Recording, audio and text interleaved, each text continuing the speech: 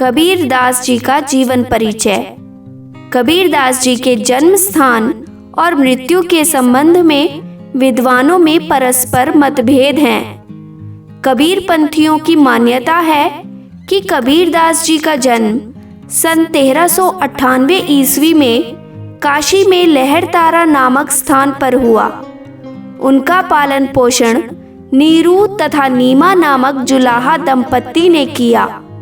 उनका विवाह लोई नामक स्त्री से हुआ।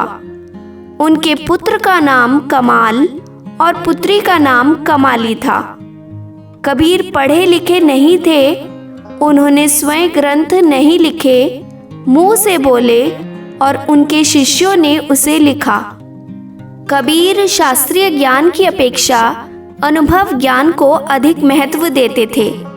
उनका विश्वास सत्संग में था और वे मानते थे कि ईश्वर एक है, वह निर्विकार है, अरूप है। कबीर के गुरु काशी में उच्च कोटि के महापुरुष माने जाने वाले श्री रामानंद जी थे।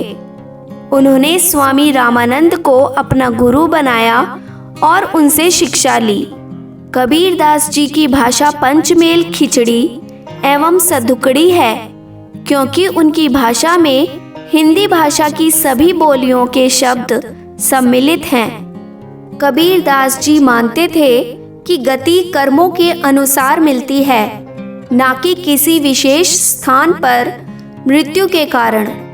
इसलिए वह अपने अंतिम समय में काशी को छोड़कर मगहर चले गए, क्योंकि लोगों की ऐसी मान्यता थी कि काशी में मरने पर स्वर्ग और मगहर में मरने पर नरक मिलता है। कबीर का आविर्भाव ऐसे समय में हुआ था जब राजनीतिक, धार्मिक और सामाजिक क्रांतियां अपने चरम पर थीं। कबीर क्रांतदर्शी कवि थे। उनकी कविता में गहरी सामाजिक चेतना प्रकट होती है। उनकी कविता सहज ही मर्म को छू लेती हैं। उन्होंने अपना सारा जीवन मानव मूल्यों की रक्षा और मानव सेवा में व्यतीत कर दिया। कबीर दास जी हमारे भारतीय इतिहास के एक महान कवि हैं, जिन्होंने भक्ति काल में जन्म लिया और ऐसी अद्भुत रचनाएं की कि वे अमर हो गए। कृतियां। धर्मदास ने कबीर की वाणियों का संग्रह बीजक नामक ग्रंथ में किया है, जिसके 3 मुख्य भाग हैं। पहला है साखी अर्थात साक्षी। कबीर की शिक्षाओं और सिद्धांतों का निरूपण अधिकतर साखी में हुआ है। दूसरा है सबद, गेय पद है, जिसमें संगीत विद्यमान होता है।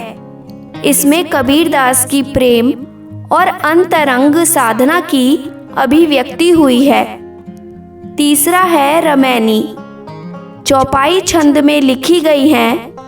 इसमें कबीर दास जी के रहस्यवादी और दार्शनिक विचारों को प्रकट किया गया है।